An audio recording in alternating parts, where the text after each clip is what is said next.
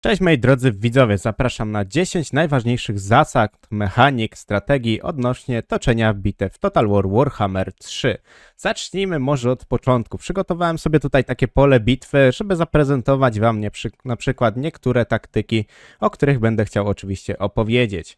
Moim zdaniem pierwszą z takich najważniejszych taktyk to jest pokonanie, wyciągnięcie bohatera przeciwnika. Z tego względu, że jeśli on jest dodatkowo czarodziejem, może wam wywołać bardzo dużo strat. Więc na pewno takich najważniejszych rzeczy nie rzucamy armii po prostu do przodu.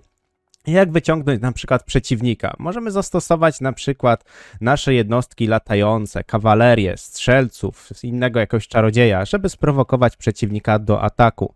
Jeśli wy atakujecie daną armię, to komputer będzie czekał, aż wy zrobicie pierwszy ruch, czyli na zasadzie musicie go albo zbombardować, albo po prostu bardziej zaczepić i on wtedy ruszy całą armią na was.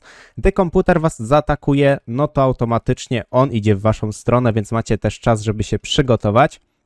Więc na pewno pokonanie lordów i pokonanie bohaterów, najbardziej skupić się na pewno na czarodziejach, to jest zasada pierwsza. Moim zdaniem jedna z najważniejszych na pewno zasad, więc przejdźmy w takim razie dalej. Oczywiście jeśli chodzi jeszcze o bohatera, dodam taki jakby smaczek, że jeśli będziecie walczyć z królami grobowców, wampirzy hrabowie czy wybrzeże wampirów, no to jak pokonacie oczywiście bohatera, szybciej ich jednostki się rozsypią. Są to jednostki nieumarłe, więc one mają rozkład, więc szybciej po prostu całkowicie się rozsypią i wam ułatwi to po prostu jak najmniejsze po prostu otrzymanie strat. Więc to jest na pewno pierwsza zasada, jedna z takich najważniejszych. Przejdźmy w takim razie do drugiej zasady. Drugą zasadą nazwałem to zgrabne używanie czarów. Czyli jest to zasada taka, że nie rzucamy czarów po prostu na oślep, tylko gdzieś tam planujemy, jaki tam będzie przebieg na przykład tej bitwy. Oczywiście używamy czarów, które najlepiej moim zdaniem się sprawdzają, czyli osłabiają przeciwnika, jeśli chodzi o pancerz, dyscyplinę, ewentualnie czary, które uderzają, czyli jakiś wiatr, jakieś tam tornada, nie tornada, różne takie zastosowania. Najlepiej jest skupić wtedy przeciwnika albo w jakimś wąskim przejściu, żeby jego oddziały jak najbardziej liczne stały w jednym miejscu, żeby po prostu skorzystać z największej możliwości uderzenia na przykład danym czarem. Moim zdaniem to jest jedno z takich najważniejszych rzeczy. I żeby też wiedzieć, jak długo czar się kastuje, czyli już jakaś delikatna znajomość na przykład tych czarów. Jeśli mamy jakiś tam, nie wiem, wir, no to wiemy, że on się też porusza względem randomowo, tak? Więc musimy też zwracać uwagę na to, jakiego typu jest ten czar i żeby wykorzystać to najwięcej jak się da. Bo czary, jeśli chodzi o Total War Warhammer 3, są najpotężniejsze. Czarodziej, wojownik z taką mieszanką, to są w sumie najmocniejsi moim zdaniem lordowie czy tam bohaterowie w ciągu walki i najwięcej możecie oczywiście na tym wykręcić. Tylko jest kwestia tego, żeby dobrze używać tych czarów. Przejdźmy w takim razie do zasady trzeciej. Wykorzystanie potencjału jednostek. I dlatego wziąłem tutaj sobie jednostki z każdego różnego dziwnego typu. Akurat krasnoludy nie mają kawalerii, ale kawaleria to wydaje mi się, że jest bardzo proste, jeśli chodzi o zasadę. W większości wbijamy się w przeciwnika. Jeśli chodzi o strzelców, artyleria, najlepiej szybko też to jest zlikwidować, ale przejdźmy do jednostek. Wziąłem sobie na przykład jednostki latające.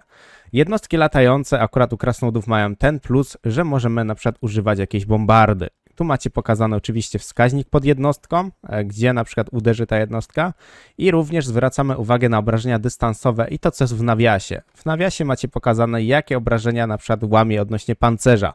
To jest bardzo ważne. Więc staramy się oczywiście jednostki, które mogą bombardować, wykorzystać w celu, gdy jednostki są przeciwnika bardzo dobrze zgromadzone. Nie rzucamy to po prostu na jeden pojedynczy oddział, jak leci, tak leci, no bo po prostu nic na tym nie zyskacie. A jednostki niektóre mogą mieć bardzo duży potencjał.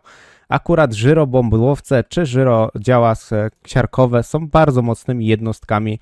Jednostki, które ogólnie mają jakieś bombardowanie, czyli dodatkową powiedzmy umiejętność, są znacznie mocne. Tylko że oczywiście używamy ich w większości na piechotę, no bo jak zrobimy bombardowanie na potwora, to raczej nie będzie z tego za bardzo dużego rezultatu. Jednostki, które mogą utrzymywać na przykład jakąś daną pozycję, czy jednostki, które posiadają obronę przed szarżą, warto dawać oczywiście na przodzie szeregów, bo jak damy na przodzie szeregów, mamy wtedy większą możliwość, że ta jednostka będzie się dobrze broniła. I za tym możemy sobie ustawić strzelców, ewentualnie inne jednostki, jakieś wsparcia. Ja często używam na takiej zasadzie, że robię sobie taką powiedzmy linię, czekajcie, o taką linię. i tutaj stoją jednostki takie, które wytrzymają jakby atak szarży. A mogę od razu ustawić na drugiej linii jednostki, które będą na przykład wspierały te jednostki, czyli mają większe obrażenia, ale nie mają odporności na szarże. To jest moim zdaniem bardzo ważne. Musimy znać jakby typy jednostek, co one mogą też osiągnąć, jak na przykład tacy gromowładni. Są to jednostki, które musicie dobrze ustawić, bo inaczej będą strzelać po swoich, ewentualnie nie będą w ogóle strzelać, więc tu musicie zwrócić uwagę na takie jednostki, jeśli chodzi o strzeleckie. Takich gromowładnych tego typu spotkacie w wielu frakcjach, więc na pewno warto zwrócić na to uwagę. Żelazne smoki na przykład to jednostka, która znakomicie sprawdza się na polu bitwy na bardzo, bym powiedział, duże potwory, bo jest łatwiej oczywiście im trafić w te potwory i na piechotę znakomicie się sprawdzają, więc to też jest warte uwagi. Będę tylko tak pokrótce, delikatnie mówić o tych jednostkach, bo też będę przygotowywał specjalne materiały odnośnie każdej frakcji, każdych jednostek w tych frakcji, jak można najskuteczniej wykorzystać te jednostki, więc tutaj tylko delikatnie wspominam o tym. Warto też używać na przykład ostrzału czy artylerii. Bardzo dużo graczy w Total War Warhammer używa po prostu artylerii i strzelców jako takich, powiedzmy, wyznaczników do grania.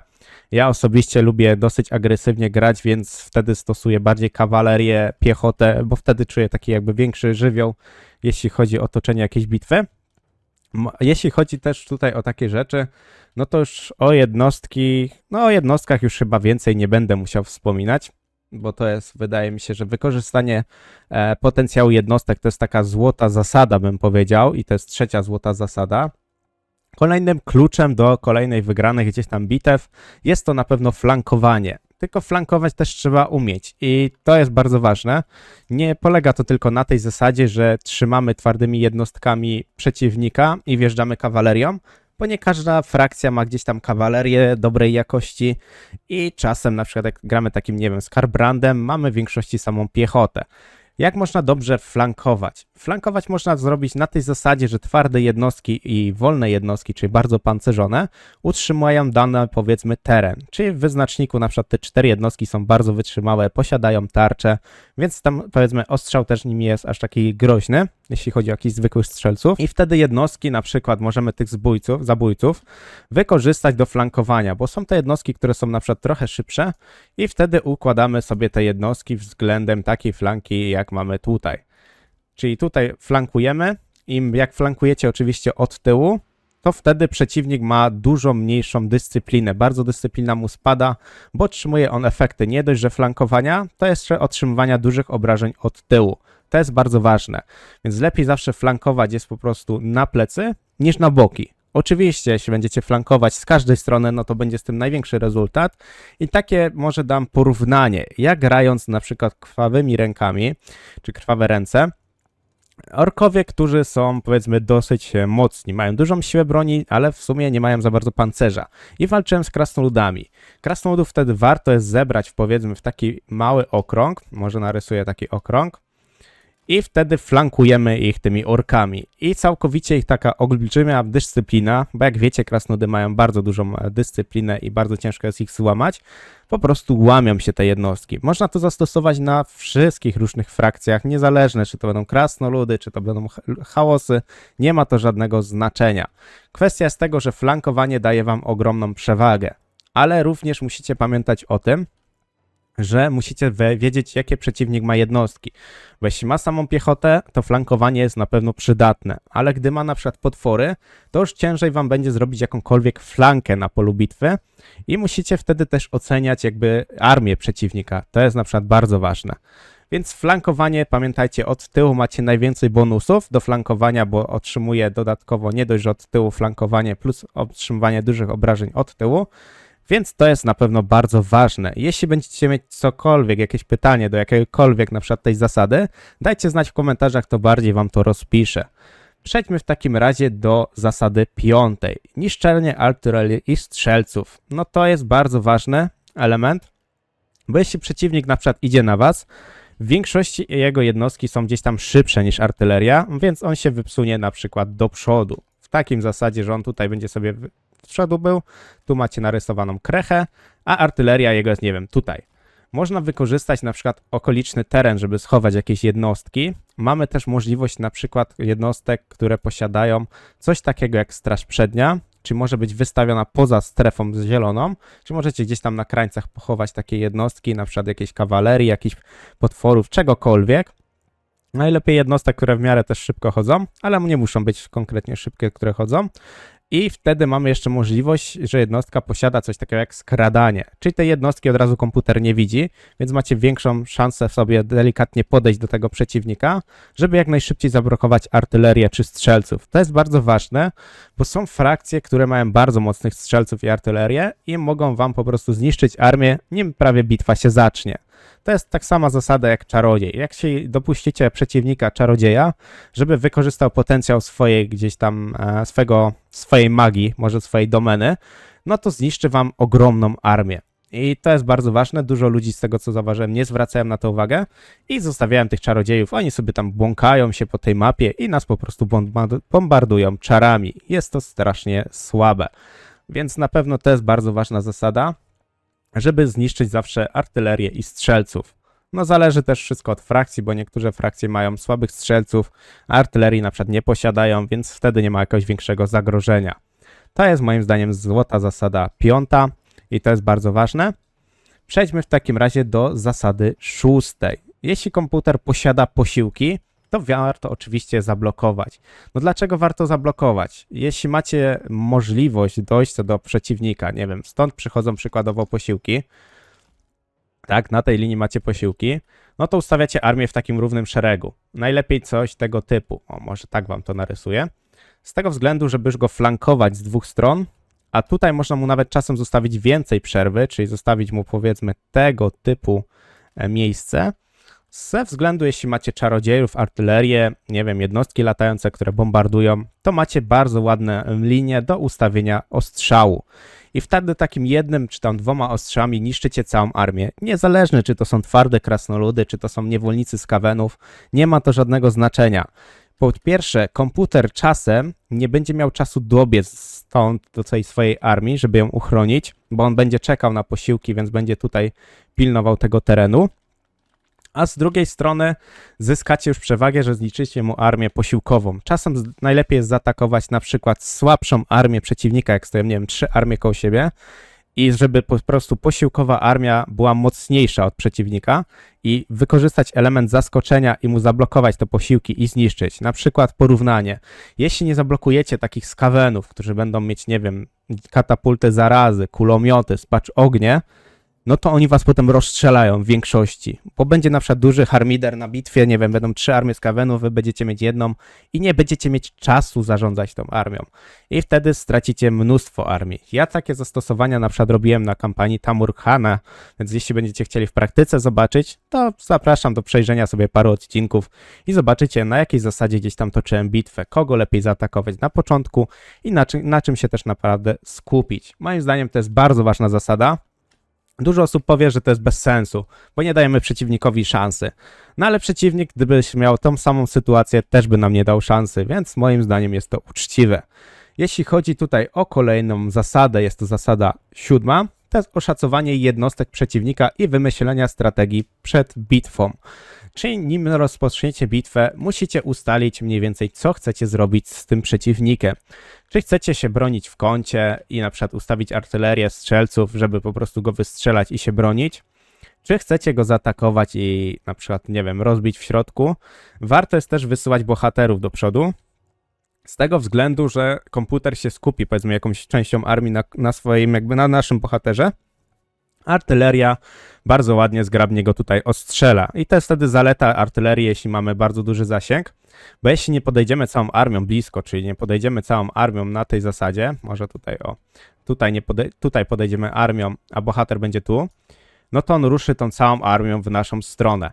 Ale jeśli będzie armia stała tu, a nasz bohater sobie tak pójdzie, nie wiem, będzie tutaj stał, no to wtedy artyleria może spokojnie dosięgnąć i bombardować, a on nie zrzuci za bardzo tej całej armii do przodu. Często się tak zdarza.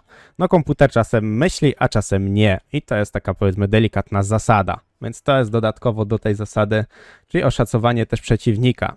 Oszacowanie przeciwnika chciałem też wspomnieć o tym, że jeśli komputer ma na przykład, nie wiem, artylerię, to wiadomo, neutralizujemy w pierwszej kolejności. Jeśli posiada potwory, a wy posiadacie dużo piechoty, która nie radzi sobie z potworami, to wykorzystujemy wszystkie możliwości strzelców, bohaterów, żeby pokonać potwory. Z tego względu, że potwory robią duży harmider wśród naszych szeregów, mogą łatwo przeszarżować też nasze szeregi i wprowadza to straszny, duży, powiedziałbym, nieład. Tak samo, gdy tutaj postawiłem komputerowi specjalnie jednostki kawalerii, często jest tak, że komputer czasem będzie starał się nas tak ominąć, zrobi sobie coś takiego i będzie chciał nam wbić w, nie wiem, strzelców, w artylerię, będzie chciał nam wjechać na plecy i automatycznie was zmiecie. To jest bardzo ważne, więc musicie na pewno przemyśleć przed walką, co komputer wam może zrobić i co wy możecie mu zrobić. Jakie jednostki najłatwiej jest realizować i które najlepiej jest najpierw pokonać, a potem zająć się na przykład innymi jednostkami. Wiadomo, że magia będzie najlepiej pasować tak naprawdę na te jednostki, czyli po prostu na piechotę. A na przykład znowu potwory, to już wychodzi wtedy bohater, lord, specjalna jednostka na potwory, strzelcy, artyleria i na tym powinniście się na pewno skupić. To jest kolejna, moim zdaniem, bardzo ważna zasada, jedno z najważniejszych, bo to jest już na zasadzie, jak my wiemy, jak zaplanować bitwę, jak to rozplanować, jak zrobić, żeby były jak najmniejsze straty i żeby wygrać, to jest też bardzo ważne. Więc oszacowanie jednostek przeciwnika jest bardzo ważne.